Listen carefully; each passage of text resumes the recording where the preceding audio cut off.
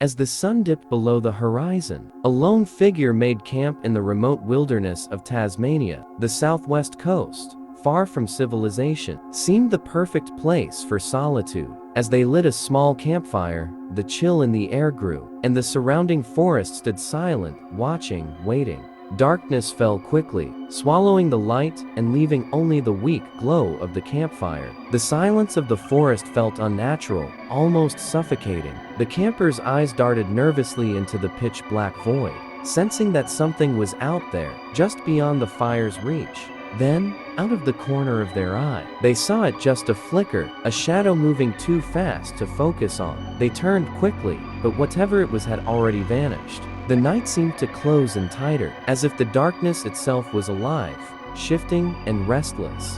When daylight came, it brought no comfort. The forest seemed frozen, as if time itself had stopped. Not a sound, not a movement. It was as if the world had taken a breath and was holding it, waiting for something to happen. The unease gnawed at the camper's mind, a quiet reminder that they were not alone. As night fell once more, the campfire flickered weakly against the darkness. That's when they saw it, a figure, impossibly tall, standing just beyond the light.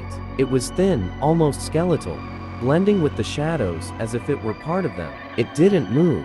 It didn't need to. Panic set in. The camper frantically fed the fire with anything they could find: clothes, branches, even pieces of their gear, anything to keep the light alive.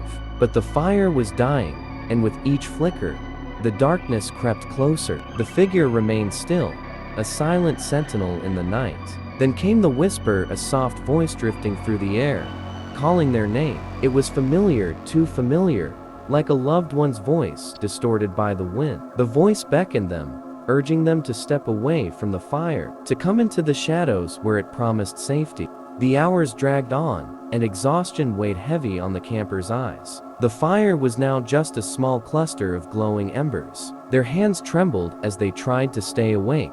The tall figure stood closer than before, its eyes glowing faintly, waiting for the moment when they could finally claim their prey. For a brief moment, the fire flared, casting a bright light that revealed the creature in horrifying detail. It was tall, with limbs that seemed to stretch unnaturally long, its skin pale and lifeless. Its eyes glowed with a cold, hungry light.